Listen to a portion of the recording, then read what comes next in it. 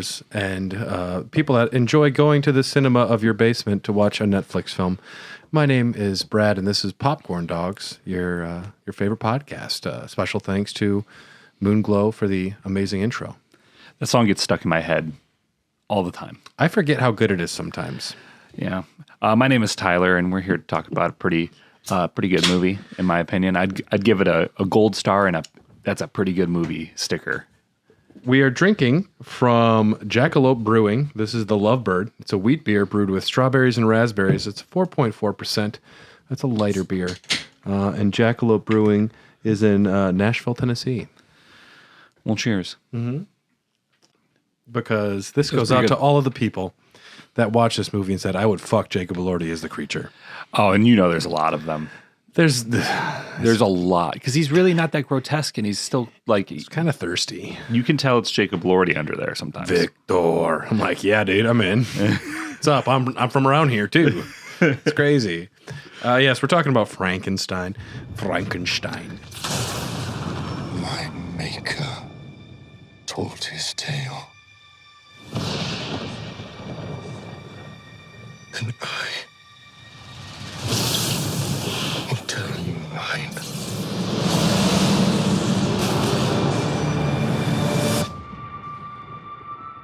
I remember pieces, memories of different men.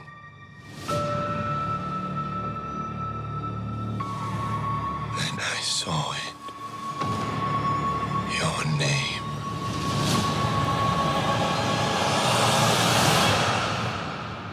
Victor Frankenstein.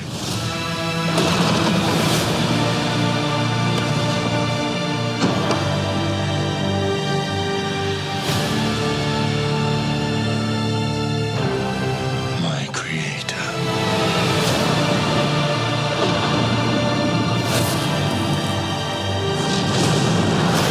I demand a single grace from you.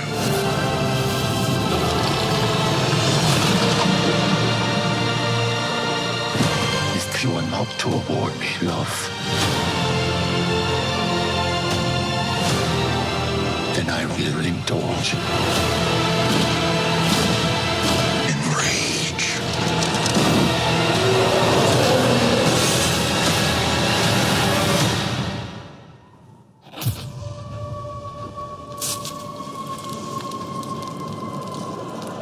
Now, run.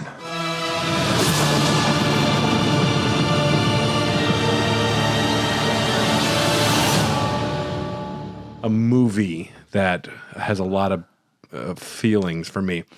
Before I start, what is your feelings before you saw this movie? Like, what were your thoughts on the concept of the story? So I'm familiar with the concept a little bit because, it's just been around in popular culture for as long as I've been alive and even longer. Everyone knows. I've never read the book. However, I have watched the Robert De Niro Frankenstein movie once. Ooh, you watched the Kenneth Branagh one. When I was really little. And then, obviously, Young Frankenstein is the one I have seen the most. Roland Zahay. But I like the idea of Frankenstein. I like the whole question of who's the man and who's the monster. I think there's a lot to be said, especially in today's day and age when you pose that question. But I went into this completely and utterly blind. I didn't watch any trailers. I saw Guillermo Del Toro and Oscar Isaac attached to the Frankenstein movie very early on, and then when they added Mia Goth and Christoph Waltz, I was like, I'm gonna love this movie, I think. I would have, if it was just Guillermo and 17 unknown actors filling out all of the roles, I would have been still as excited.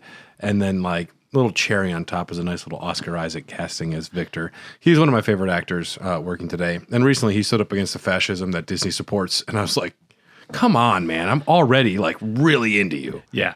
I'm already rock hard, dude. I'm already like, I can't love you anymore. And you're like, I wouldn't be in another Disney film until they can quit succumbing to fascism. I'm like, come on, Oscar. We don't deserve Oscar Isaac. Frankenstein, for me. Would you say it's kind of a big deal? It's my favorite book of all time. When I was in film school and considering being a filmmaker, It was the only feature film that I started working like an idea and started workshopping like a screenplay, a concept of. Did a lot of research. So I have a couple different versions of the book with notes fucking all through it, just handwritten notes. I am very into Frankenstein, the novel. And so I've seen almost every adaptation of it, and there's a lot. There's some really batshit ones, there's some fun ones, but none of them have ever gotten the story from the book right, including this one. This one makes some major changes, some big deviations, and it's one of those weird things where it's like not what I wanted, but it's still really fucking awesome. And so my feelings, it's been hard to deal with myself upon this film because I can't look at it objectively, and I wanted it to be something else, but it's still something incredibly special and important. It's always a little bit of a nerve-wracking feeling, I feel like, when an IP or an idea that you really love is going to come to life on the big screen. Not as cool as Frankenstein in some respects or as storied a tale, but The Witcher and The Last of Us are two prime examples of things that I love so much. Yes. And then being adapted into a screenplay or a television series, you get really excited and you get your hopes really up. And have you ever read the Witcher novels? I have the first three. Okay. Because I did a couple of the audiobooks and really loved them. Yeah. Sometimes the translations get a little wonky because it comes from Polish to English. Yeah. But Geralt is fucking still Geralt, dude. Like the way I can never remember the author's name, and I'm sorry, I should probably remember that. Probably pretty Polish. It is very Polish. The way he writes Geralt is just like I knew him from the video games, and it's just such a faithful, like in what's the word I'm looking for? Adaptation? Yes, of the character. So I'm glad that you still came away liking this because oftentimes when you have IP you really like, it makes it hard to enjoy it when they deviate from the story. Yeah, not many people could get me to like calm down about it, but Guillermo is someone I just so inherently trust. But let's talk about Mary Shelley. Mary Wollstonecraft Godwin was born August 30th, 1797 in London, England. I think she's the oldest author we've covered on the show. Gotta be. She was the second child of the feminist philosopher, educator, and writer Mary Wollstonecraft, and the first child of the philosopher, novelist, and journalist William Godwin. She has a pedigree. Although she received little formal schooling, she had access to her father's extensive library and was encouraged to read widely and engage in intellectual discussions, something I would imagine was not common for young ladies at the time, unfortunately. She received an unusually advanced education. When she was 4 years old, her father remarried a neighbor, Mary Jane Claremont, and Mary had a very difficult relationship with her stepmother. There's a lot of family baggage you'll see in these leading into the movie. She seemed to favor her own children, as most stepmothers do, leading to an often unhappy home life. At age 16, Mary began a romance with the married poet Percy Bysshe Shelley. You might know him as the writer of Ozymandias, the famous poem. Oh, yeah. Yep. She's an admirer. He was an admirer of her father, and he was married. And they kind of just ran off and had a big old affair when she was 16. Her father didn't approve, but she's like, yo, he's like a poet. He's pretty cute. He's a poet, and he knows it. It makes him more attractive. And I don't know, like her dad, I wonder if he didn't like that her new lover was like a big fan of his works. Like, I don't care that that you like me. You're fucking my daughter. Yeah. You're married. I mean, for most dads, I feel like that's going to jump to the top of the shit list. If my son is dating a chick at some point in 18 years, and she's like, big fan of the podcast, I'll be like, I don't trust you anymore. You have questionable taste at best. That's a long time from now.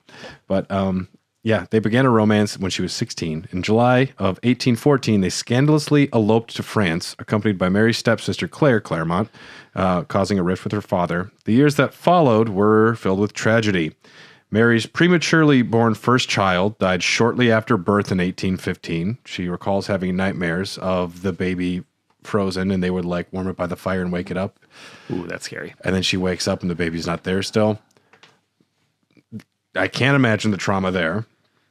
In late 1816, her half-sister committed suicide, followed quickly by the suicide of Percy Shelley's estranged wife, Harriet, because they were still kind of married.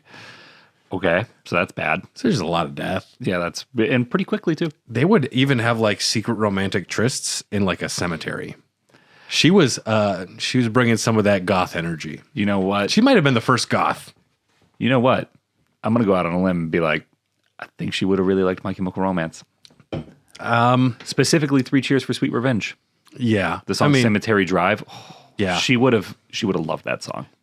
She would have been writing it all over her little sketchbooks. Oh, 100%. Could you imagine if she lived nowadays and Frankenstein didn't exist and it was like a My Chemical Romance musical? That's the Frankenstein I would make. You see. All set to My Chem music. I would put that in the batshit adaptation categories, which are valuable but weird. It'd be like Across the Universe, but it would be My Chemical Romance Frankenstein. I've thankfully never seen Across the Universe.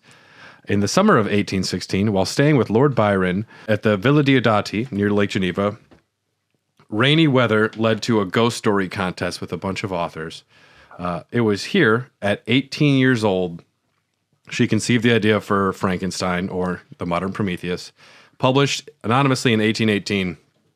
She was 18 years old when she created this novel, which is, people say, one of the first science fiction novels, one of the tentpole horror novels, pretty big for an 18-year-old young lady back then. I had no idea until 2 weeks ago that Frankenstein was written by an 18-year-old. Yeah. I knew it was written by a woman, but I did not know that she was that young. Yeah, it's tough when, you're raised by super literary people, and then you elope with another, like, poet guy, and you're just hanging out, you're surrounded. And I think, historically, a lot of men tried to take credit for a lot of the ideas. Like, she was a conduit for all of our ideas. Like, it wasn't until later in the 1900s that people started like, she fucking wrote it, dude. She's the author. Quit trying to take her credit. Because people were afraid to let a woman be as amazing as she was. So, it's a big novel. People seem to love it. And one of the reasons that it is so beloved is a famous Boris Karloff film. So we're going to talk about some of the Frankensteins, because I've seen almost all of them. And Frankenstein came out in 1931. The film is the source of virtually all modern pop culture imagery associated with the monster. Flat top bolts. Yep.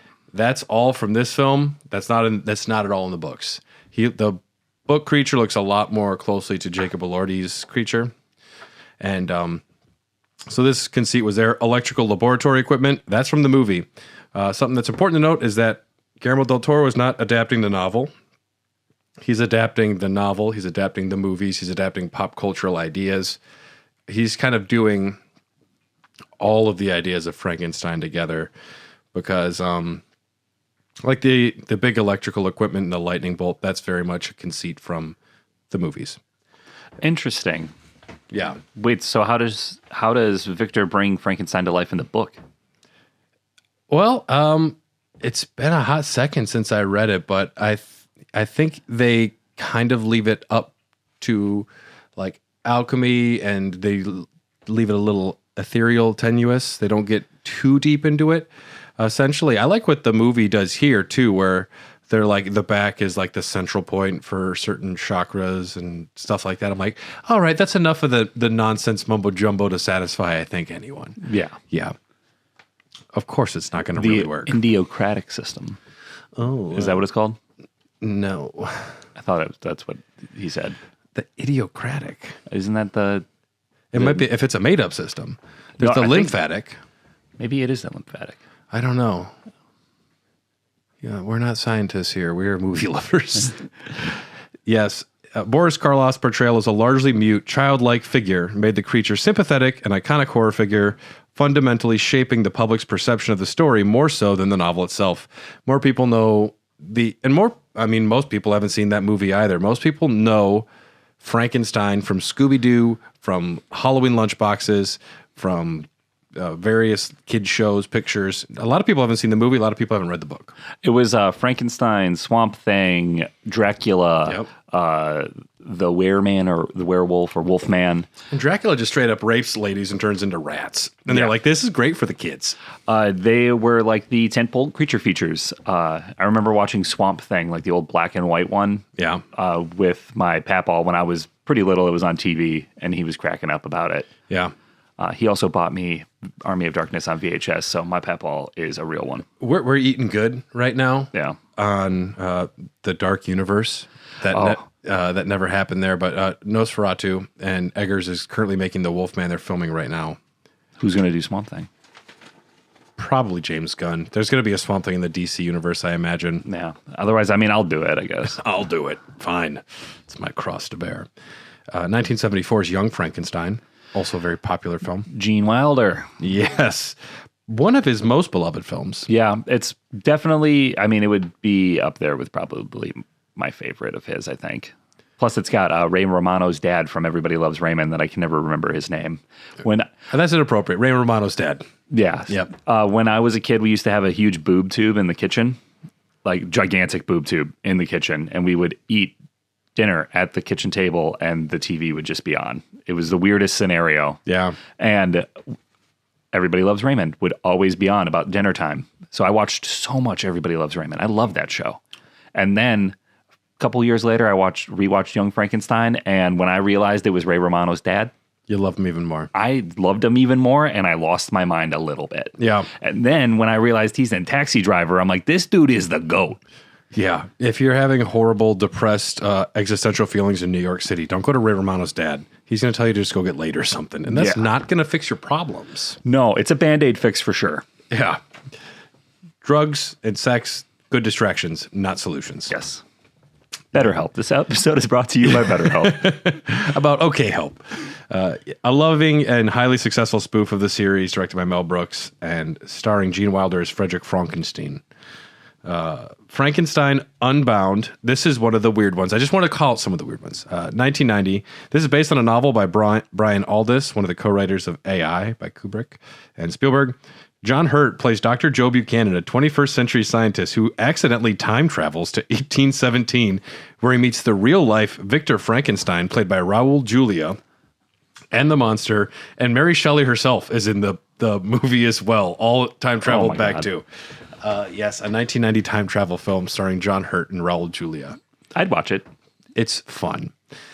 Mary Shelley's Frankenstein, 1994. So after Francis Ford Coppola made Bram Stoker's Dracula, people were like, this is hot. We're going to do another one. And Kenneth Branagh was selected to do Mary Shelley's Frankenstein. It is, as all Kenneth Branagh material, super operatic, super Shakespeare. Fucking that camera's tilted. Like, it's tilted so much, it's about to fall over. It's not even a Dutch angle at that point. It's just it's almost like a vertical. It's a 90 degree You're watching angle. a TikTok video at this point. It's like a vertical format. And some of it's okay. I don't care for Kenneth Branagh's directing most of the time because he's very big and obvious, overstated. And it's not a good adaptation. I mean, it stars Robert De Niro as Frankenstein's monster. God bless him. He's trying. You are not good for that role. You're Robert De Niro. Just put a toothpick in your mouth and go break someone's kneecaps, please. This is, you said 94? 1994. Yeah, so this is what, between Casino and Goodfellas, which is just insane? I can't. I watched this scene of him and the family's little farm, and it's just weird. De Niro is just horribly miscast as the creature, and then it goes off the deep end because he actually makes Helena Bonham Carter into the bride of Frankenstein and brings her to life, which never happens in the book at all. And then Victor falls in love with the bride of Frankenstein and wants to fuck the undead version of Elizabeth, who he reanimated. The whole thing's bad. Yeah, that definitely takes a turn. The most accurate adaptation came in 2004, a Frankenstein TV miniseries for Hallmark Channel. It's a 2-part series. I have it on DVD because it's the only way you can watch it. It's the most accurate. It's so good. Widely considered one of the most textually faithful adaptations, following the plot and the character arcs more closely than other versions. If you have a chance to watch it, it's the best. I, Frankenstein came out in 2014. I forgot about that. Starring Aaron Eckhart. It's an adaptation of a graphic novel where Adam, Frankenstein's monster, is an immortal being who finds himself caught in a centuries-old war between gargoyles and demons, effectively being a dark action hero protagonist set in the distant future.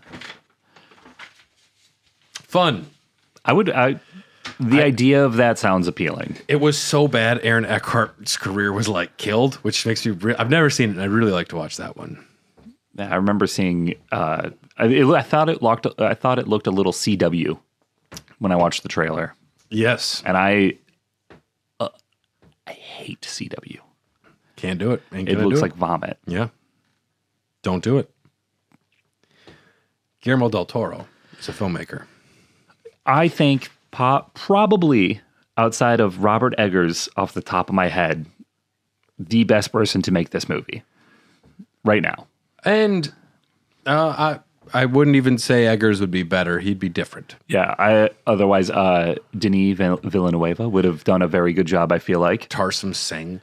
There's a lot of directors that could do this, but it's got to be the artsy fartsy ones. It's got to be the real, like the ones that the film nerds, the film kids get hard-ons for. It's got to be those guys or women that make this movie. Anybody except Tim fucking Burton. Yes. No. Hard pass. I would let pre-Scissorhands Burton could touch it. Nothing. Yeah. I was talking with Dylan about this the other day, and it's like Guillermo Del Toro is like if Burton was a really good filmmaker. I don't think I've ever enjoyed a Tim Burton movie. I think Guillermo Del Toro is also one of the most unlucky filmmakers. He spent a lot of time getting ready to make those Hobbit movies before everything fell through and they just passed it on to Jackson. He wanted so desperately to make the Hobbit films. I think it was the Hobbit film back then. It could have eventually been spun into two, but heartbreaking. And then he tried to get Frankenstein made for like 30 years. I'm glad he finally did it. I love his movies. And I love Dead Man and Death Stranding. Yeah. Yeah. He's a cool guy and a fantastic filmmaker. He was born October 9th, 1964 in Guadalajara, Mexico, raised in a strict Catholic household. So a lot of shame in his films. In 1969, his father, he was like 5 years old. His father won a lottery and he won $6 million. Damn, I didn't know that. Yes. So enabling Del Toro to be raised amongst books and exotic animals, he described their home as an enchanted castle. His father very much disapproved with Del Toro's fascination with the macabre. And I was listening to a YouTube video the other day, and I couldn't find this elsewhere, but someone said like they even tried to, like he went through therapy. Some even say he went through like they tried to give him an exorcism to get some of this bad juju out of him, which his entire career and identity is based on. Don't kill someone. Yeah. You know? When Del Toro was 8 years old, he began experimenting with his father's Super 8 camera, making short films with Planet of the Apes toys. He studied special effects and makeup with artist Dick Smith, who has worked on some of the greatest films of all time. So he made a lot of films early on and slowly began building a reputation.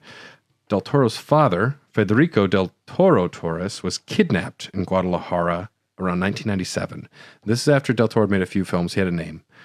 Del Toro's family had to pay $2 million to get him out of the situation.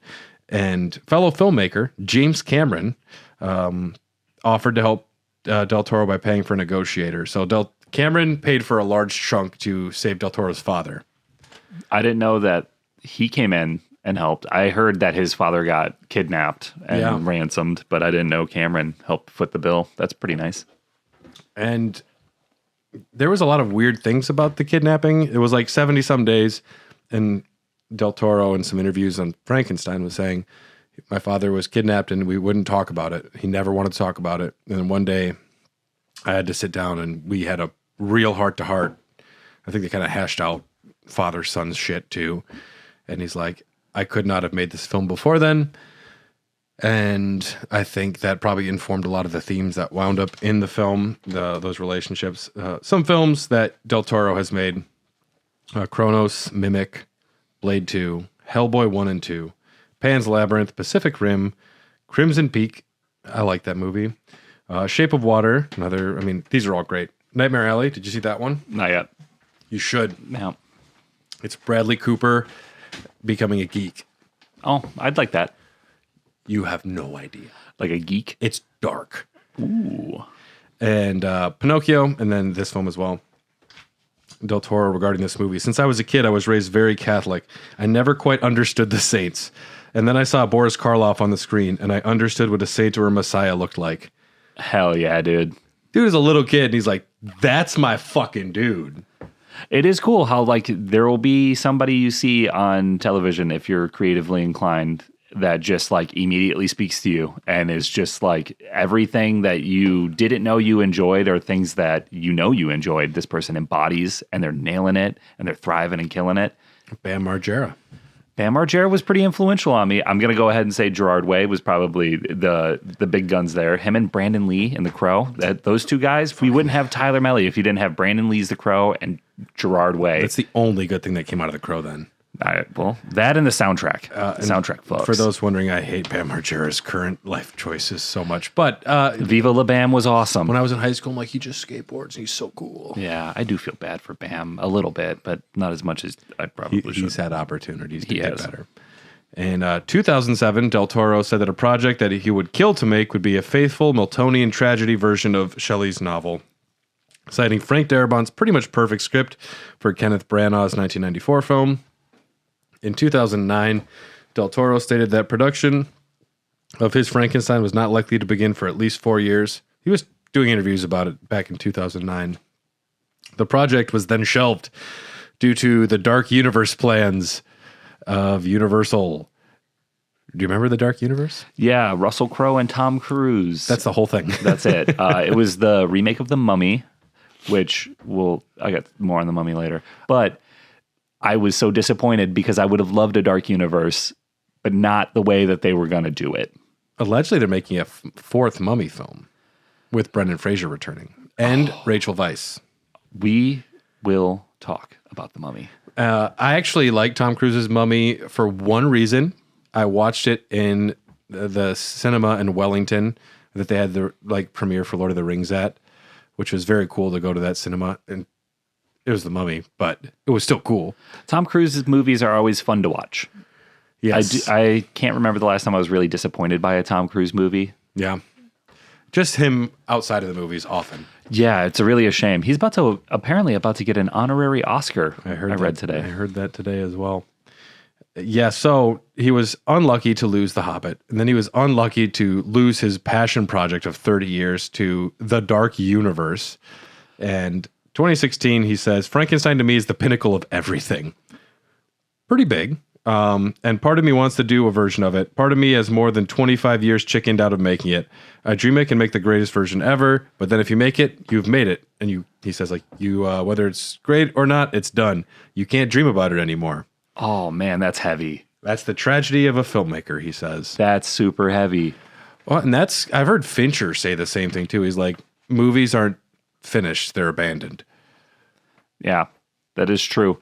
You spend, especially with Del Toro here, you spend so long idolizing a character in a story, building it up in your brain as this vision that you're going to achieve, and it gets shelved and you think the game's over. You still have hope that you can make it one day, but then, yeah, you make it, and then that part of your life is done. It's a closed book. And then it's an interview clip. Yeah. It's very bittersweet. Filmmakers don't remake their own films. No, they wait for Vince Vaughn will be in the shot-for-shot remake. Yeah, teenagers just will write fan fiction of Jacob Elordi's hair for the next 1,000 years. Yeah, he definitely used mane and tail, I bet. Did you see the trailer for Wuthering Heights? Yeah, I saw it before One Battle After Another in the theater. I think that's going to be the great battle of our generation. I watched that trailer and I'm like, this will not be a movie for me. No, and it does. I read Wuthering Heights. Valentine's Day. Jacob Elordi, Margot Robbie, smoldering looks over a fire. And the trailer was super, super smutty. Very and sexy. and dare I say And pretentious. provocative. And then He's just a poor man, but look at him, God. I didn't realize that was Jacob Elordi at first. Yeah. And then my girlfriend pointed out that it was Jacob Elordi. You've never used the girlfriend word before. I know. Yeah. Well, Lovebird is an appropriate beer today. I like Jacob Elordi. It's weird. He's great in Saltburn. Yeah, Saltburn was really cool. That was the first time I had seen him. And then I've seen clips of him in Euphoria, and I don't think that shows for me, but some of the clips I've seen, the dude can cook. Have you seen other clips from the show? I've seen some clips from the show. I might have seen a couple clips from the show. Yeah, so he's obsessed with his film. 2023, the project was revived by Netflix, with whom Del Toro signed a multi-year deal to produce projects, Pinocchio and Frankenstein. I still need to see Pinocchio. It was announced that Andrew Garfield would be, he was in talks to play the creature. Unfortunately, that did fall through. I think Garfield's take would have been very interesting as well. It would have been less fucking sexy. Andrew Garfield, God bless him. He's a very cool guy. But Jacob Elordi, you just say the name and you have to get a mop for all of the women. Yeah. Yeah. It is a problem that we have in our society right now. It's a deluge, as the ladies say. Yes, in January, Jacob Elordi replaced Garfield for the role of the creature due to scheduling conflicts that had resulted from the SAG-AFTRA strikes. Principal photography began on February 12th, 2024 in Toronto, concluded September 30th of last year. Netflix has issues. The fact, though, that they'll say, here's $120 million, Del Toro, carte blanche, go fucking do it. It's unfortunate that the streaming giants, which are problematic in many ways, are the ones that are going to these big filmmakers like Scorsese. Those films you want to make, anything you want. Coen Brothers, you want to make a weird, like 8 short film Western thing called The Ballad of Buster Scruggs? We're the only place that's going to give you the money to do it.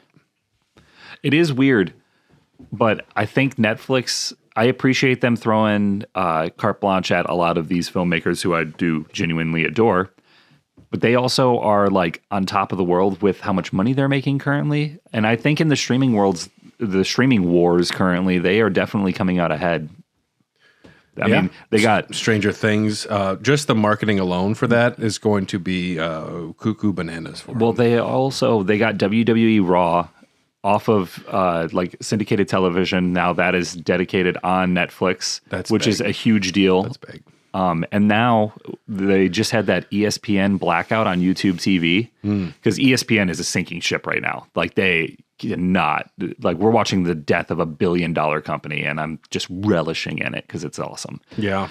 But there was talks that Netflix and Amazon are like ready to jump on like primetime football now because ESPN is getting really close to losing the rights for Monday Night Football. As long as local games are still played in the local markets on television, on fucking antenna TV, we pay taxes for those stadiums.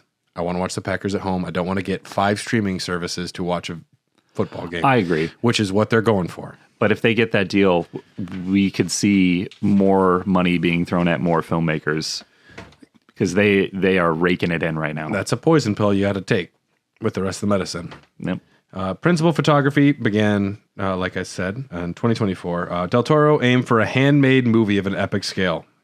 He wants extensive, tangible sets, a full-size whaling ship, a sprawling laboratory, 360-degree sets. He's like, I don't want anything to ever look like a fucking CG effect. And this movie, the set design, the production design, is probably my favorite of the year. Spectacular. The wardrobe alone. The wardrobe alone. Sumptuous. Set design, wardrobe, and makeup. Absolutely cooking. The best I've seen probably since Nosferatu.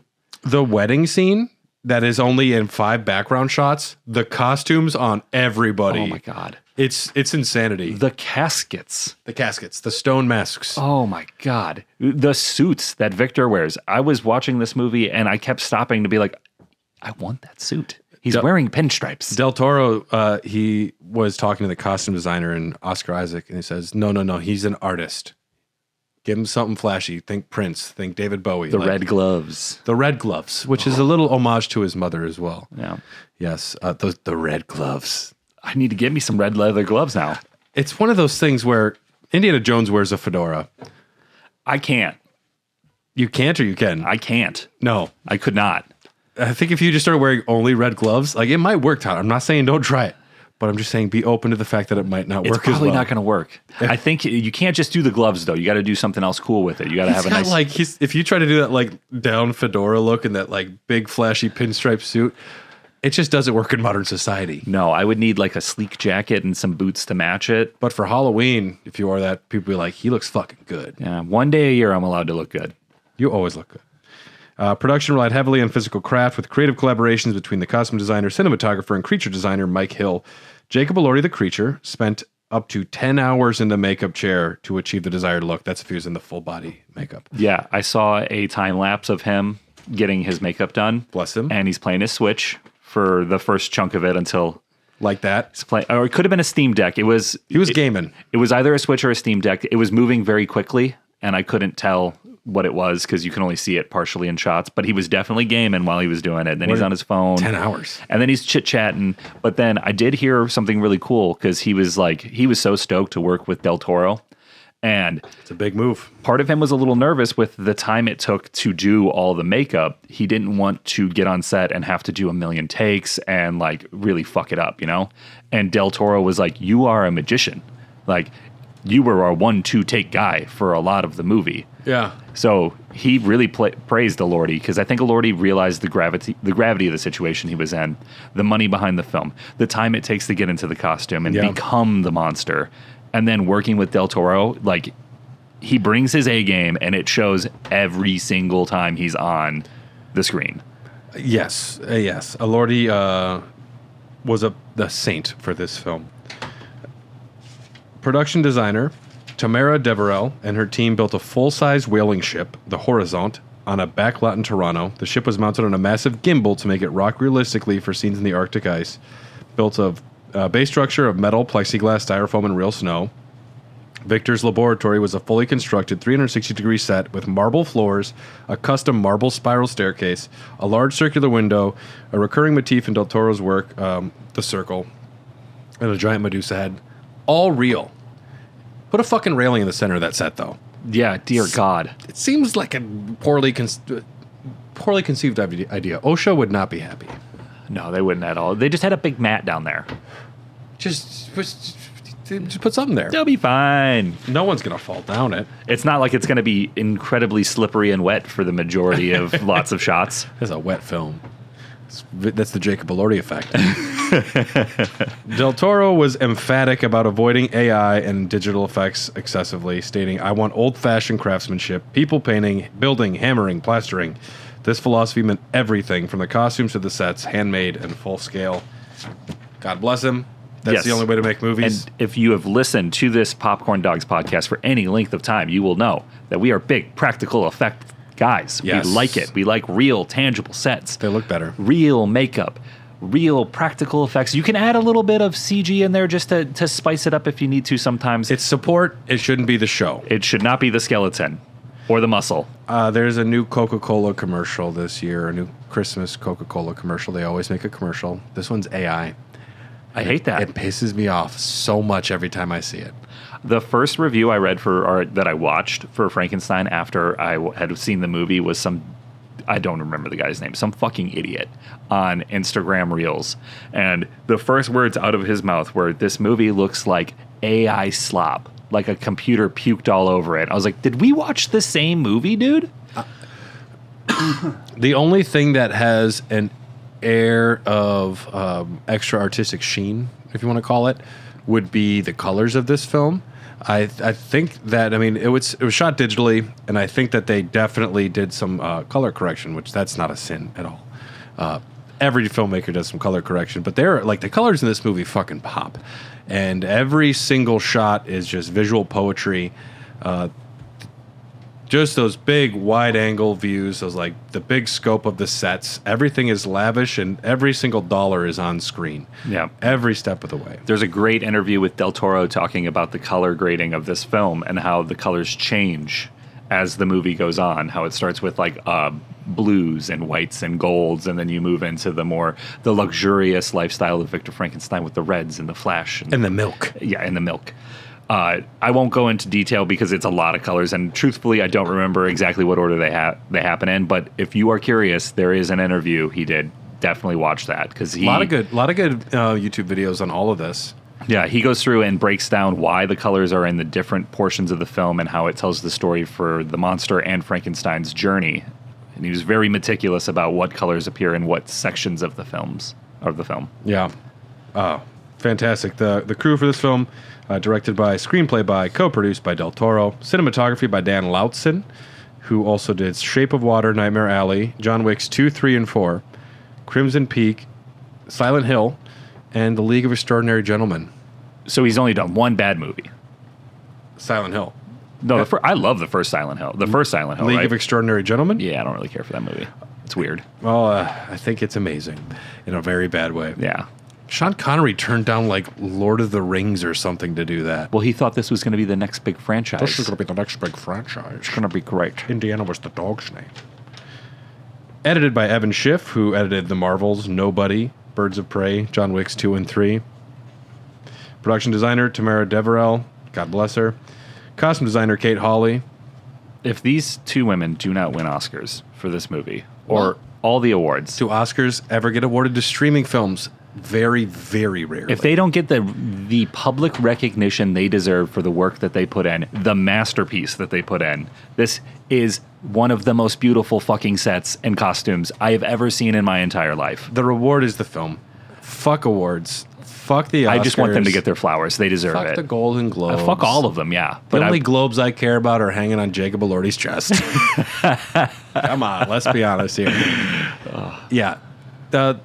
The award is the product, and I heard some people complaining about Netflix only doing like a limited theatrical release, which is a bummer for sure. This film belongs on an IMAX screen, on a big screen, but most importantly is Guillermo Del Toro was able to make the film, and there will be opportunities to see it on the big screen as we go along. Music by Alexander Desplat. I don't know how to say that. He has done The Grand Budapest Hotel, Shape of Water, Harry Potter 7 and 8, Benjamin Button, and Fantastic Mr. Fox. The cast, very rarely is there a cast where I don't really have to explain who anyone is. Oscar Isaac, Victor Frankenstein, Jacob Elordi, The Creature, Mia Goth as Elizabeth, and Claire Frankenstein. it's nuts how if you just give her eyebrows, she looks like a totally different person. Who's this lady? Yeah. She has what? That's her? It was like 3 times at the beginning of the movie. I'm like, is that Mia Goth? I pride myself on knowing faces and being able to pick actors out. I did not pick Mia Goth for this when I watched this movie. Oh, I did, and then I backtracked, and then I did it again, and then I was like, it can't be. And then I did it again, I was like, nah, I'm wrong. But she has eyebrows. It couldn't be. Yeah, There's no way. It's not Mia Goth. Get out of here. Turns out it was. Christoph Waltz is Harlander, brand new character for the film. Just a dude with syphilis with money. Yep, so like, we all know this guy. Trump.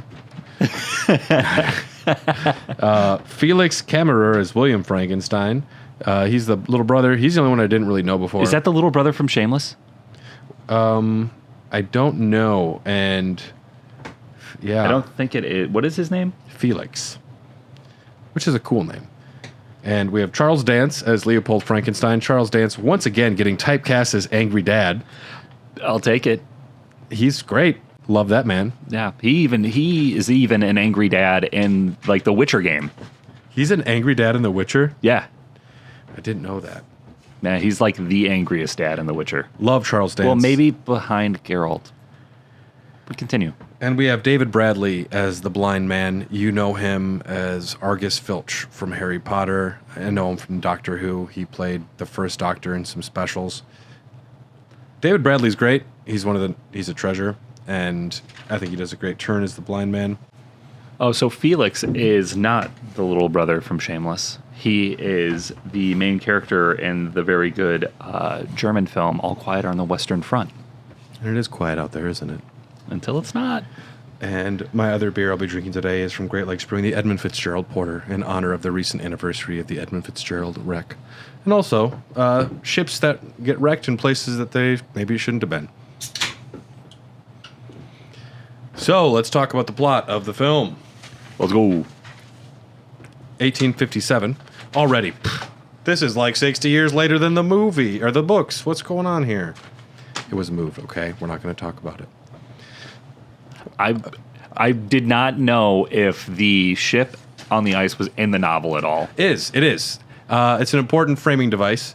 This is another man obsessed with a scientific endeavor. He wants desperately to reach the South Pole, North Pole, and he is putting everyone's lives at risk for something rather than taking a step back and like thinking about why you're doing it and what you're doing.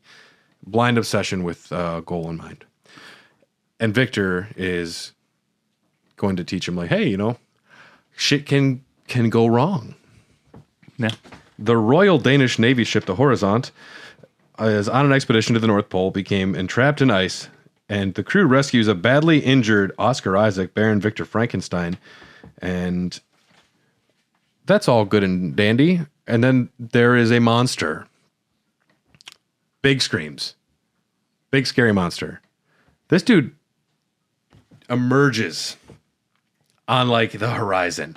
The giant, the image, just like the silhouette is terrifying. And that deep voice. This is a bad dude. It's very scary, very imposing figure. And he boards the ship.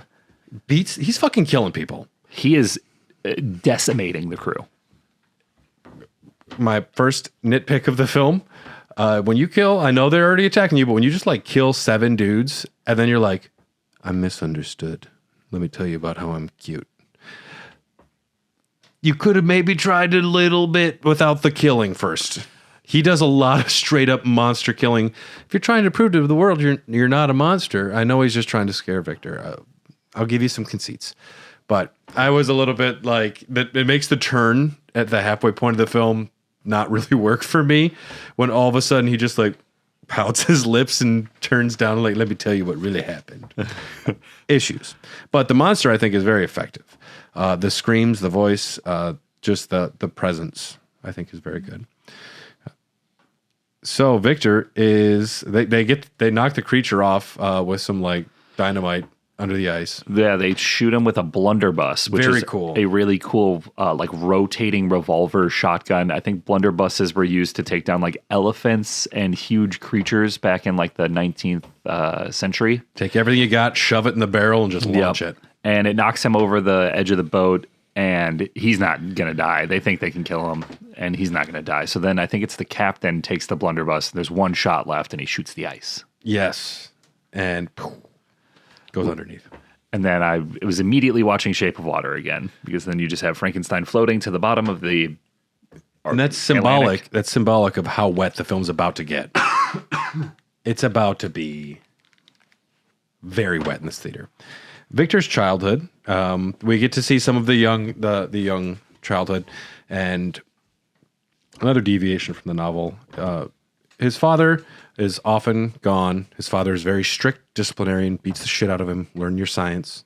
You have to live up to my name. That's not going to cause a kid issues. No. And I thought it was interesting too, because he's like, when he gets a question wrong, he like whips him with this, like with a switch. Like if you grew up in the South. And we're not talking about Nintendo Switches, kids. No, it's usually a very thin, flexible branch that hurts like a fuck ton when you get hit with it. And he whips him with it. But on the face. Yeah, because he used to whip him on the hands, but now he's older, and those are the tools of his trade. But the face is vanity. Yeah, but also, if I see a dude's face that is just fucking looked like something horribly bad happened to him, I would just want to know more, you know? Well, if you have a doctor who's all scarred up, you're like, oh, it's like a barber that cuts his own hair. It's going to be a good job. He's going to do a good job. I'm going to be excited. Yeah. But his mother, he loves his mother. She's always in red. She's always taking care of him. She's being sweet. The mommy issues in this film are pervasive. When the love interest and your mom are played by the same actress, you're working through some stuff. Oh, yeah. That's a tough. That's Freud is frothing at the mouth. There's a category for this on certain websites. It's called Frankensteining. The Frankensteiner. Yes. His mother dies during the birth of his younger brother, William. His father's subsequent abuse and favoritism towards William hardened Victor, driven by grief and a desire to cure death, visited by an angel of death, that you will be the one to cure this. That was a cool shot. As soon as that happened, I'm like, I perked up a little bit. Yeah, the giant red demon looking thing, then it's all on fire in his dreams. All of this, though, is largely working for me. This is all good stuff. The little brother in the novel isn't as important, and Elizabeth is actually like an adopted cousin of the family raised with him. So she'd be like an adopted sister to him, and they wind up falling in love. We're still getting into some weird family stuff there. Yes, but it was never, I mean, she is just his fiance in the book. There's not like she's engaged to the younger brother. None of that extra added layers to that. His father's abuse drove him to try and find a desire to cure death, to surpass him. He became a brilliant but arrogant surgeon. In 1855, Victor is expelled from the Royal College of Surgeons of Edinburgh for his sacrilegious attempts to reanimate corpses. Pretty cool scene. Oh, yeah.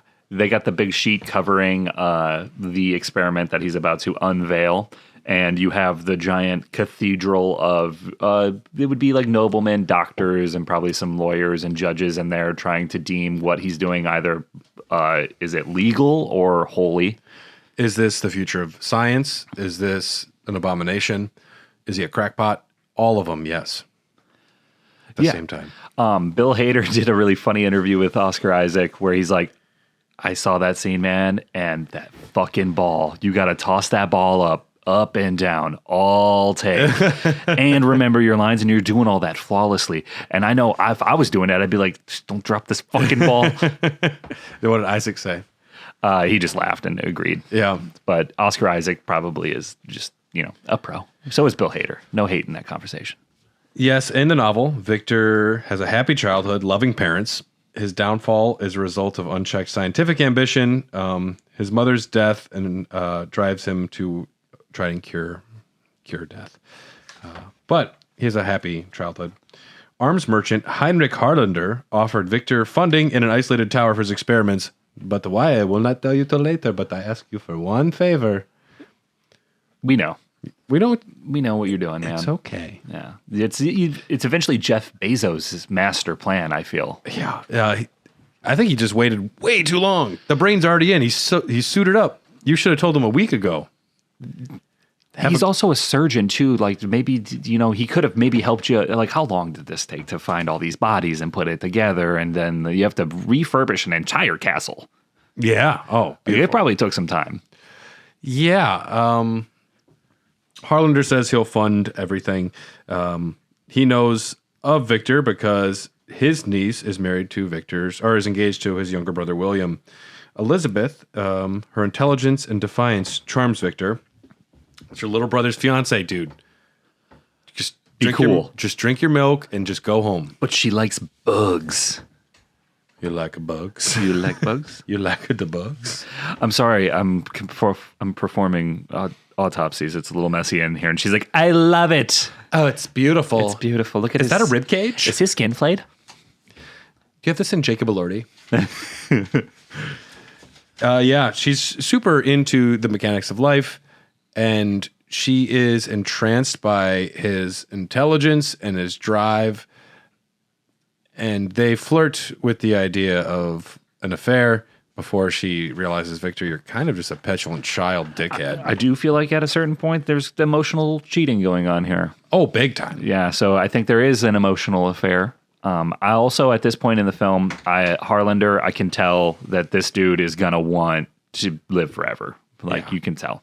Yeah, it's very clear that he has ambition, that he's not telling He seeks Victor. out Frankenstein. Yes. Then with Elizabeth's relationship with Victor right away in the beginning of the movie, how they're kind of flirting in like the confessional scene where he pretends to be a priest and he's like following her to jump into the confession booth. And then she He like, tries to be so clever about it, and she's like, I fucking hate the guy. He's stupid. and he's taken back. Kicks the door open. What the hell are you talking about? Yeah. Their whole relationship just feels too natural at the beginning, whereas if they had met each other naturally, could maybe see a relationship happening here. And it made me also think, did Harlander kind of like, did he make William and Elizabeth meet and try to forge this relationship to seek out Victor, to get closer to him? I maybe. I mean, I would say perhaps no, but there's no way to know that. But I think that when he even sees that Elizabeth and him are being a little too close, he's like, doesn't matter. Yeah, he has his own ambition outside of everything, above all else. The work continues. Yes. Under pressure from Harlander, Victor is given the most beautiful castle you'll ever see. Massive. Beautiful set, amazing location. Somebody chose to have a giant Medusa head in front of a giant opening in the floor. It probably, I mean, shit.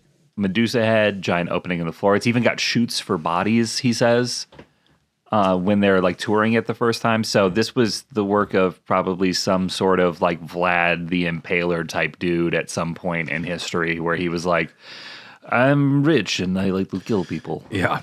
I can do whatever I like. You can give me giant Medusa head, giant hole in ground for blood. makes me hot. I go down to the bottom, you rain the blood. Like water slide for dead body. Yes, it's very fun. It's a great water Great slide.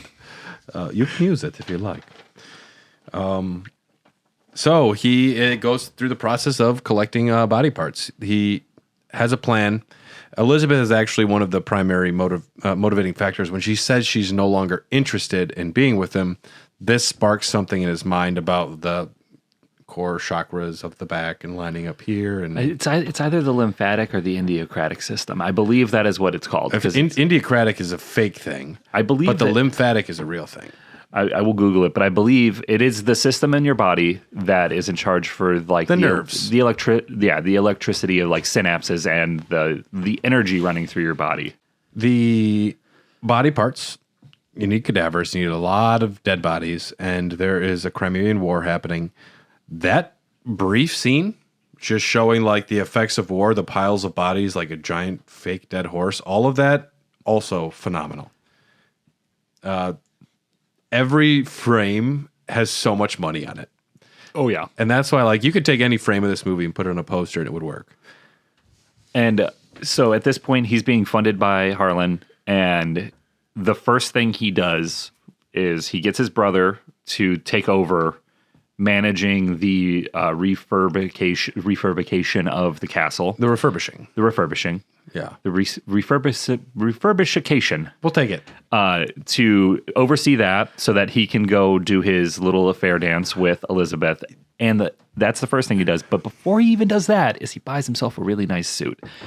And you can tell that his wardrobe has changed from when we see him drinking milk the first time he meets Harlan to now he's wearing the pinstripe suit. Well, and before the suit that he had back then, he had like only 2 suits because he seemed like the kind of guy that wouldn't take the time. Now he's in the process of wooing a young woman, his fucking like brother's fiance, and he's like, "You're my little bitch now, bro. You do the work. I'm gonna go out to the bar." yeah. And even she's like, "This seems improper for me to dance with you." It's like, it's kind of fun. And yes, Oscar Isaac, it would be fun to dance with you. I get it, dude. He's got the new clothes, which was funny when he's at the gallows for the looking for people who are about to die.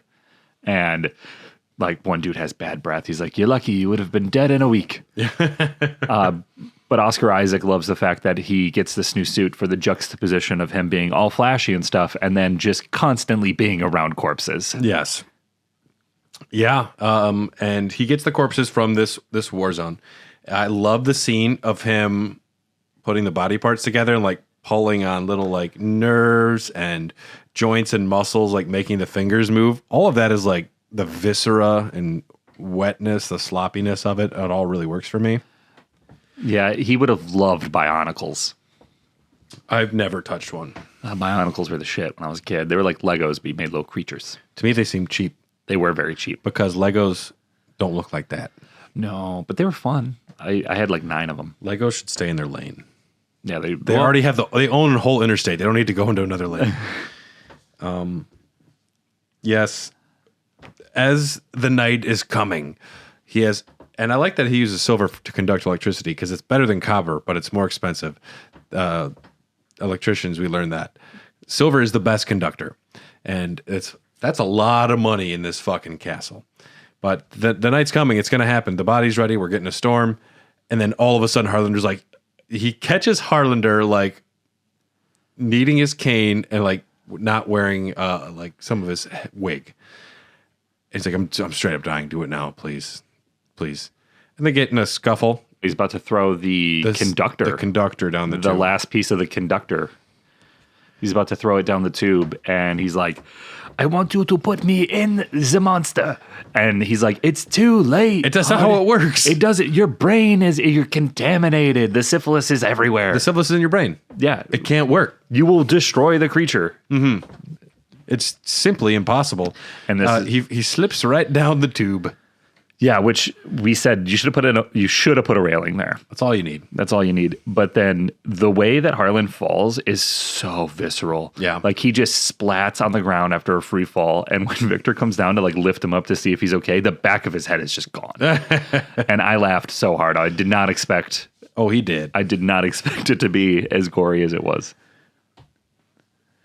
Yes, they Victor climbs the top of the tower, gets everything set up, comes down in a storm, super epic. Should wear a harness. Seems dangerous, but Basic safety 101. I wouldn't do that. We'd have to take a union strike. And he's wearing really nice boots. Those aren't non-slips. No, those are fancy slips. Yeah. But everything goes right. The creature gets the proper jolt, and nothing happens. Victor goes to bed.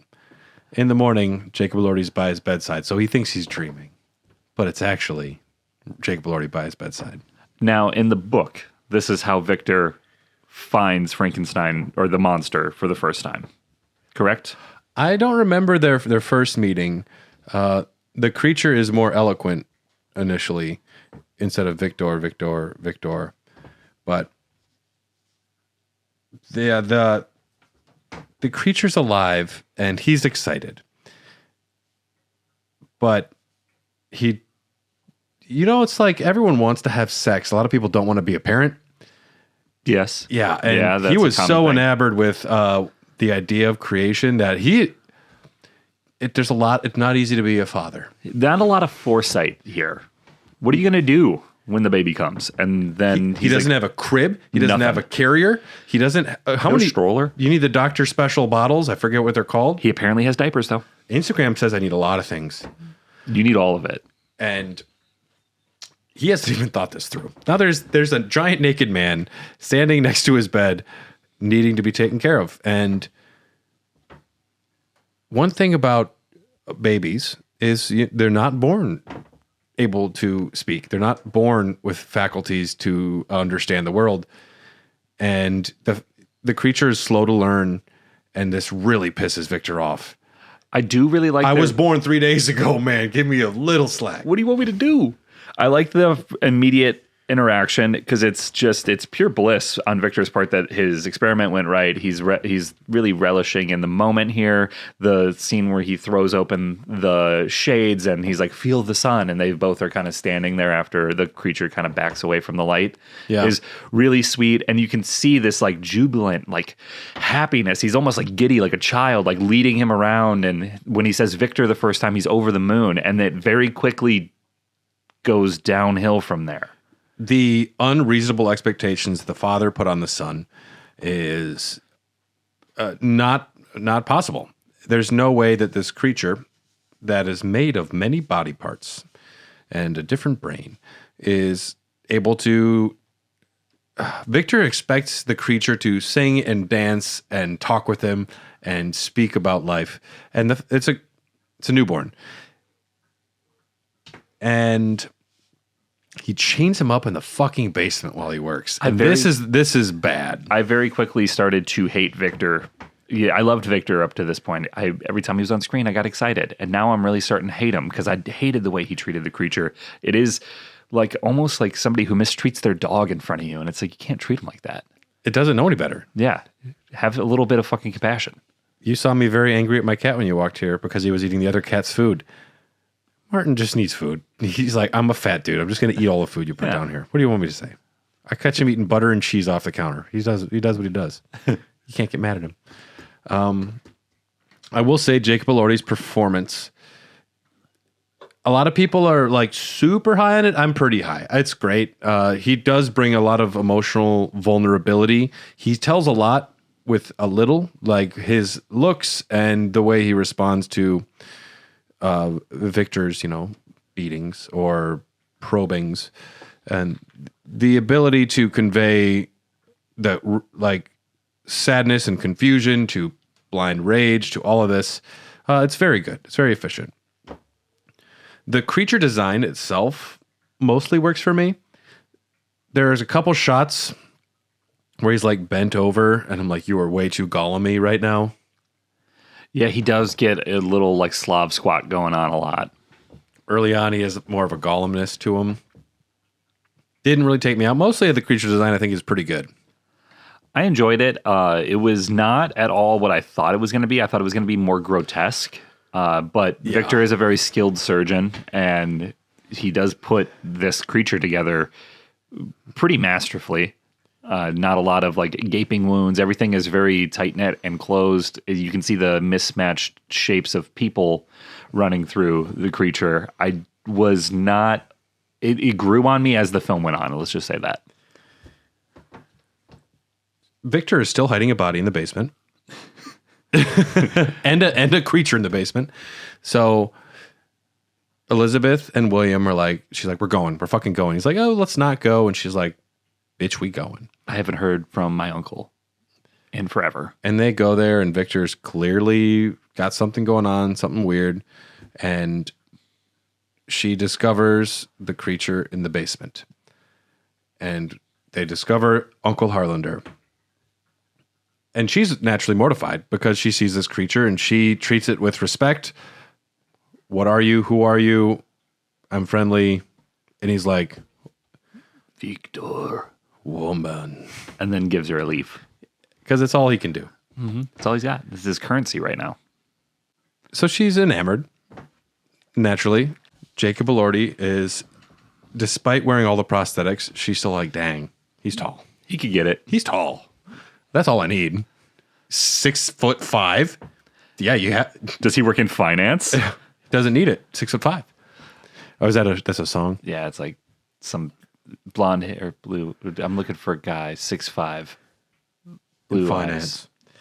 Yeah, something like that. Victor then lies because he doesn't know how to take accountability, take responsibility, to be honest about anything. He's a child who drinks milk, who expects things to work for him, expects things to be handed to him. And he says, actually, the creature killed your uncle. Sorry. Fucking already just horribly misleading people to the nature of the beast. Yeah, and I feel like at this point he's already looking for like an exit strategy out of this thing because he knows he can't just keep the creature locked up in the basement the entire time. So I think it is a calculated move on his part to start building resentment towards it in case it comes to the inevitable decision that we have to get rid of it. Which he sends them off. He's going to burn the fucker down. And heartbreaking. Victor, he's outside and the creature is screaming Victor, his only word, but screaming for his creator. And then all of a sudden Victor's like, wait a second. What am I doing? I am a dad. It's like, too late, buddy. And then massive explosion. Blows his leg apart. Yes.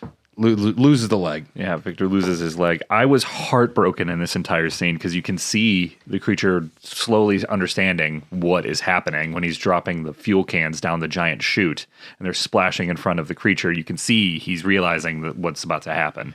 And the creature follows the water out in a pretty obvious metaphor for birth.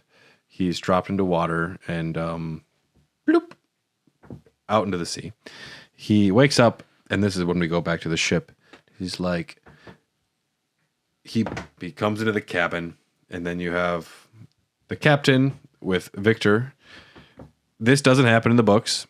Victor is already dead when the creature arrives there in the novel, so this is different. Interesting. But he's like, I know that I just killed like 7 of your dudes, and I screamed a lot, and I'm really scary.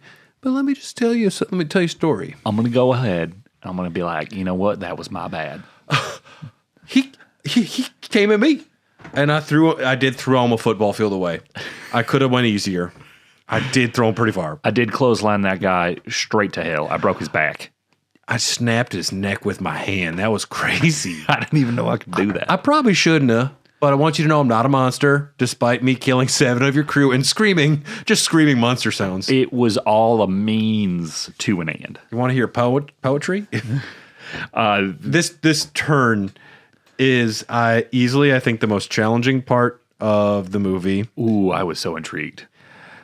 As someone who's read the book and seen them all, I know what's coming.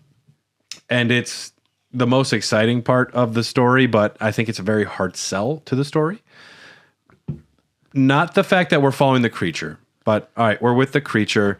We show him in the woods, and he sees a deer. And he's like, oh, cool. I like this thing. Hunter shoots it. It's a dangerous world out there.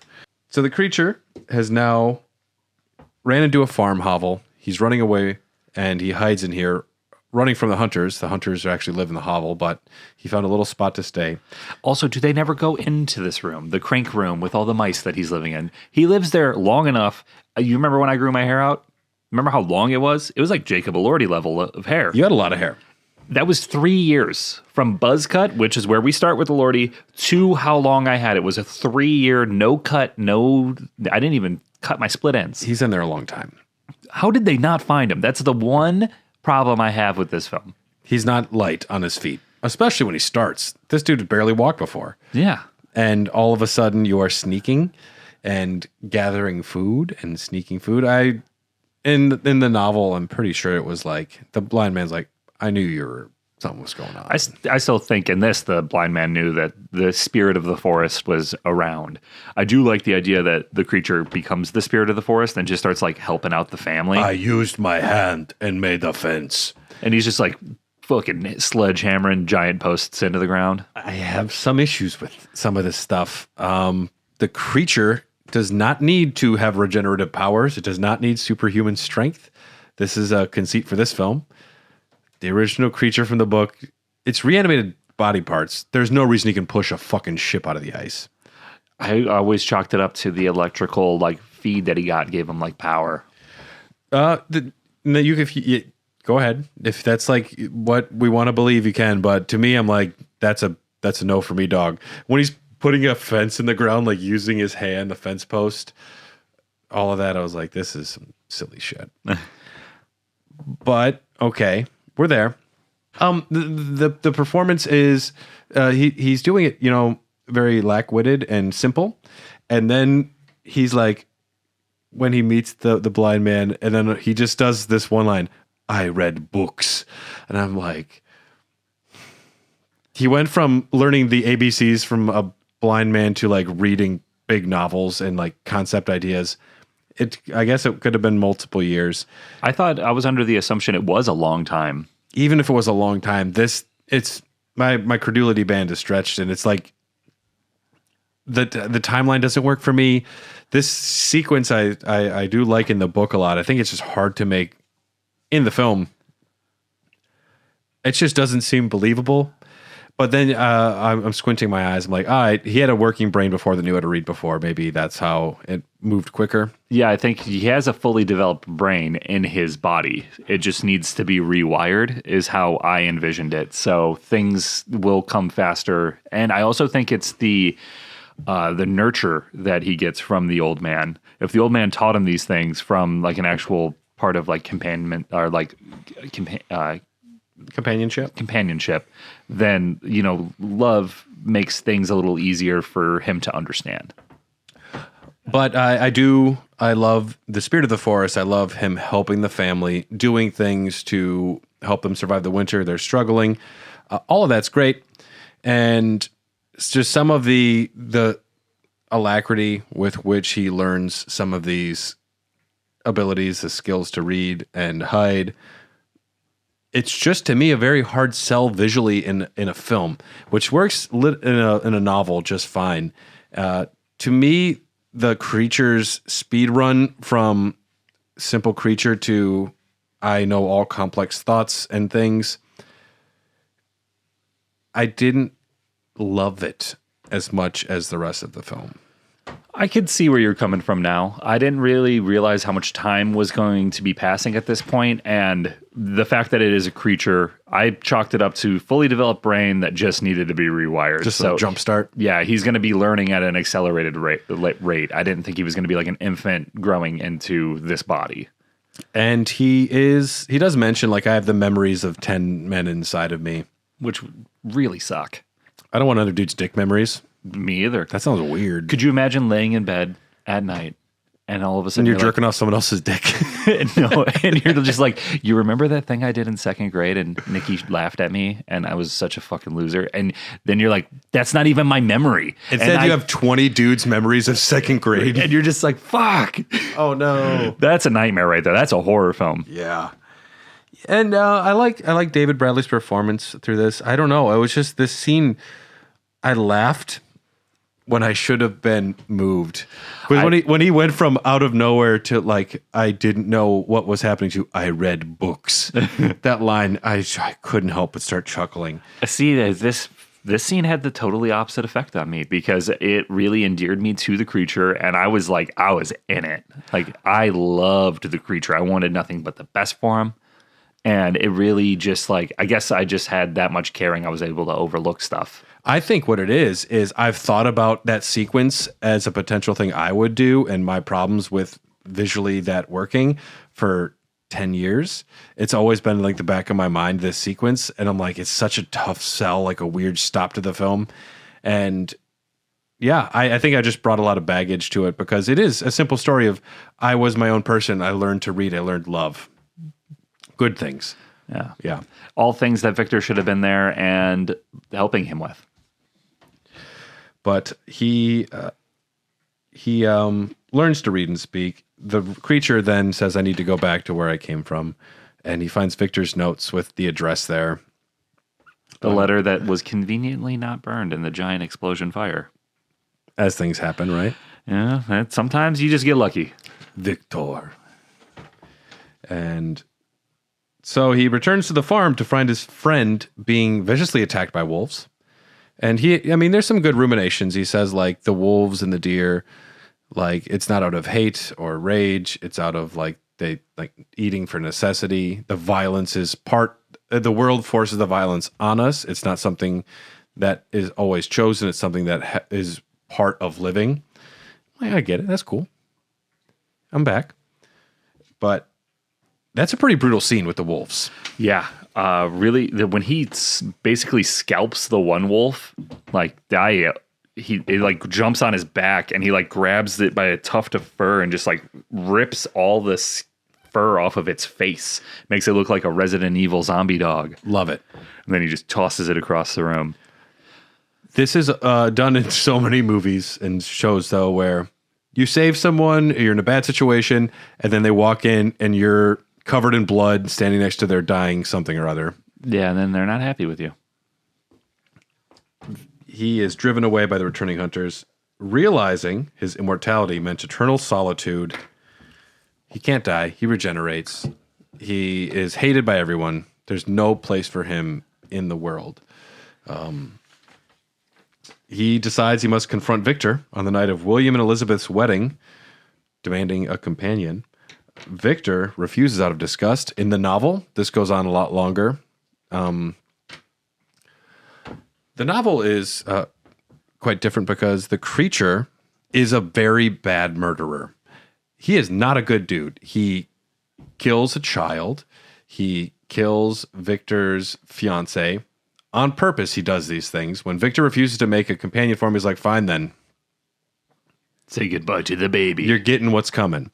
And I like that extreme more, where making the creature ultimately super sympathetic makes it so much easier, where I think the important message, this goes down to the whole theme of the film for Del Toro's is a father and a son finding closure and redemption and forgiveness and catharsis. And the idea of the book is the responsibility of the creator and the created, bringing something into the world and how much it's on you to take care of them, to guide them. And it's anger at God for delivering us and not giving us the tools to do what we need to. And it's what's I think relevance now because we're in the future of AI, humanity. I like, though, that even though the creature does horrible things and Victor does horrible things, it doesn't cheapen the idea that like there's profound need for us to take responsibility for our actions and to think about what we're doing. Instead, we have Jacob Elordi being super sympathetic and cute and doesn't want to hurt people. I mean, it's like a Clockwork Orange. The point is Alexander DeLarge is the most horrible fucking person, but he still deserves to be a human. And I don't know. I think that if they had gone a little more extreme, it might not have worked better for the masses. But I don't know. That's my major conceit with the film is instead of it being about a tragedy and a failure to communicate and then lost existential wandering forever without any sort of closure, which is very much the human experience, it's about a father and a son and finding forgiveness, which is also very fucking cool. It's a different story. Like I said, have not seen the novel, so I didn't know how much of this was different from, or I haven't read the novel. I've seen it. It's on a shelf. I've seen it. I didn't know how much of this was true, and I was very eager to talk to you about it. I do really like the sympathetic take they took with the creature, because I knew the story was who's the monster, who's the man. And seeing it more like a father-son, like the term monster and man and father and son can be interchanged for a lot of people with their relationships with their father. Yeah. And it doesn't need to be as violent or as out there as the term monster. A lot of people will view their father as a god. And it's the relationship between father and son I really enjoyed in this film because it is heartbreaking. And it made me feel emotion. And my favorite, like, and you pulled your phone out and you called Dad. Hey, I don't know why I called, but have you seen Frankenstein? No. I got some red gloves the other day. I was thinking about you. I felt a lot of emotion watching this movie, which is, if anybody's familiar with my grading scale for movies, it is a 10-point system. And I can explain it later. But emotion is a big part of it. And it is the hardest point to get when I am grading a movie, and this one did very well. I didn't come to Frankenstein for fucking warm feelings and catharsis. I came for anger at God. I didn't get what I wanted. I wanted to be so angry and upset, and I wanted to think about it. Instead, I'm like, warm sunsets. What's up with Daddy? I miss my daddy. And I wanted to be like, curse you, God. See, I don't know. It's just very much like... It's still one of the most faithful adaptations of like the ideas of the story, but to me, it's just like the entire theming of the. It's just like a vast ocean between, which doesn't make it bad. It just makes it not what I wanted. Yeah, I enjoyed the heartbreak. This movie made me very sad, and that's hard to do. Yeah, in the novel, he kills a child and then he blames it on one of like the maids who's been with them forever, a beloved maid. And he frames it on her, and Victor has a chance to like say it wasn't her, but he doesn't know how to say it was a monster he made, so he lets her die. There's a lot of real morally gray shit through the whole book. And then there's the whole bride thing. But in the present, enlightened by the creature's story, Victor apologizes and calls him son. And all the warm fuzzies come out, and everyone cries, and they smile. He tells him to live, and the creature says, I forgive you. And I thought I was waiting for the, it's alive line the entire movie. Thank God they didn't. But I do think I'm okay with the conceit of live. Yeah. Rather than alive. And the creature gives him forgiveness, and they have this beautiful moment at the end. And the captain's like, I got to arrest you. You killed 8 dudes. No, that didn't happen because it's catharsis and they forgive him. Yeah, and they're like, let him go. Let him watch. Let the creature watch. So he kills Elizabeth in the novel. The creature does. Yeah, he does. And in this one, we have Victor, who shoots Elizabeth. Because they can't have the creature be anything other than Saint Elordi. And Saint Elordi? Saint Elordi? praise be. Praise be, my dude. You know how Del Toro found a Messiah? I found a Messiah in this film, Saint Elordi. I want the creature to be more of a monster. And Del Toro's career has been taking monsters and you sympathize with them, which I get. I think making them less of a monster cheapens the sympathy that they should be eliciting. It should be hard to love monsters, but also they deserve love. And this creature is just given a lot of hall passes and a lot of like ways out of situations. And yeah, Oscar Isaac kills Elizabeth. Yeah. Victor does. And then the creature leaves, pushes the boat back out to sea so that the guys can go home. Because he can push boats now. Yeah. Now he's a superhero. I don't know. The more I'm talking about it, the more I realize I do have a lot of issues with this film. The captain abandons his quest after hearing Victor and the creature's story. And he's like, hey, guys, we're going home. We're going to Applebee's. Half-priced apps on me. Let's go. Full mass. We got to go east. And the creature can just take shotguns to the face and explosions and push boats. I don't need him to be a superhero. But okay, I'm sorry I'm so down on this movie. I wanted it. It was so close to being something great. It's a roller coaster for you. The same way that I was on the roller coaster for the first season of The Last of Us and The Witcher. And nobody else has a lot of these feelings when they bring it to it because it is just a very solid, great movie. It's a beautiful film, beautifully shot, beautifully acted. The set design is by far the best this year. Nothing will touch the cinematography. And story-wise, it is a beautifully told story that ultimately changed a lot of the core themes that I cherish in the book. I think one of my favorite parts of the entire movie is the callback to the first time he feels the sun when Victor is happy to see him. And after forgiving Victor and then walking out into the abyss of the winter wonderland that he's in, the sun rises. And the last thing we see in the film is the creature pulling back his hood and feeling the warmth of the sun. And I think it's in that moment that he's thinking back to the first time he met Victor and the first time he had a father and like that whole callback to feeling the sun for the first time. He's feeling it again for the first time with the closure of dealing with the relationship of his father, which I thought was beautiful. Yeah, it's a gorgeous catharsis. It was so good, dude. I was super in my feels for the entire movie. I was angry. We had two very different experiences. I wanted to be so angry at God, and they just kept giving me happy dad thoughts. Like, this is not fair. Yes, that's the film. It ended in a different way than I anticipated. World premiere August 30th, 2025. Was in theaters for 3 weeks, starting October 17th with some IMAX screenings. I almost went until I saw it was going to be for free a week later. I didn't know that there was a theatrical release, and I really wish I would have went. But it was super limited. Yeah, You'd have to go like to the Avalon. It was not in any of like the big name brand theaters.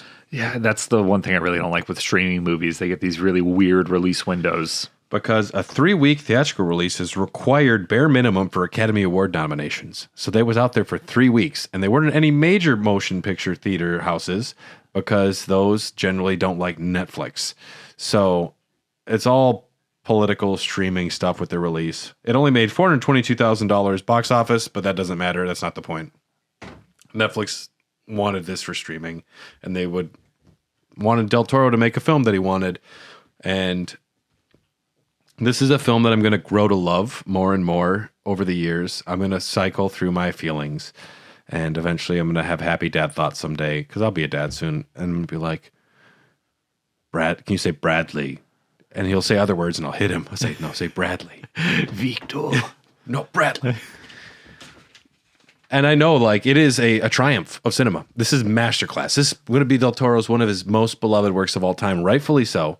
And I will definitely, I know, warm up to the changes. It was just trouble with my feelings right now. It is a difficult thing to see one of your favorite things come to life. It was so close. And that is the best pun I'll make all week. That's true. My letterbox, I had a review for this. Okay. I tend to keep my letterbox pretty short and sweet. I just simply wrote wardrobe, set design, cinematography, makeup, acting. They're all going to need some ointment because this shit was fire. And I landed on a Luckily, 9. Jacob Elordi's there. Yes. Oh, So yeah. the cinema was sopping. I gave it a 9.2 out of 10. And this is me in the year of complaining about 9 out of 10s. It's still 9 out of 10 to me. Easy. There's only been one 10 out of 10 this year. Only one 10 out of 10 this year. And that was Sinners. Sinners is a perfect movie, in my opinion. 9 out of 10. I gave it a 10. 8.5 out of 10. Wow. Really? I still love it. Dude, that's great. That's a really good score. I gave I don't go up that high often. One Battle After Another got a 9.1. I am watching that soon. And we almost went to Running Man the other night, but the lovely wife she's like, I'm pregnant sick right now and I can't go sit in a theater. I'm like, deal. We watched Terminator 2. That was fine. I was going to go see Running Man tonight, but I'm going to go do trivia instead. I'm going to go to the dentist. That sounds fun. I don't mind it. Let's rank this puppy. Yeah, let's do it. So if you're not familiar with Popcorn Dogs, we have a movie ranking. Currently 64 films. We will put it right in the middle, and then it'll go up against the one above or below, and then it'll work up or work its way down in half increments. So we'll start at 32. If it goes up, it'll go up against 16, and it'll go up or down all the way to where we want it to be. I've been doing this show for a long time. I'm not even quite sure how it works. I just say yes or no. I start in the middle generally, and then if it wins, it'll go up halfway to the top or halfway to the bottom if it loses, and then it kind of just keeps going up in halves. Unless it's like we're ranking like an Evil Dead movie, then I might put it against other Evil Dead movies just because it's more interesting. Yeah. But Frankenstein, Guillermo Del Toro's Frankenstein, or Con Air, right in the middle. Gotta go with Frankenstein. I'm going to go with Frankenstein. Frankenstein or Panic Room. Frankenstein. I'm going to go Frankenstein. See, I still love this movie. I'm just working through it. Django Unchained or Frankenstein. Oh, man. We're talking about one of my all-time favorite movies. Frankenstein. I still love this movie. It might not come off like that with how hot I'm at. I say Django. I know. Do Django. I love Django. Okay, so we're going to do a rock, paper, scissors, and then on shoot, we say what it is. 1, 2, 3. Say what it is. Okay.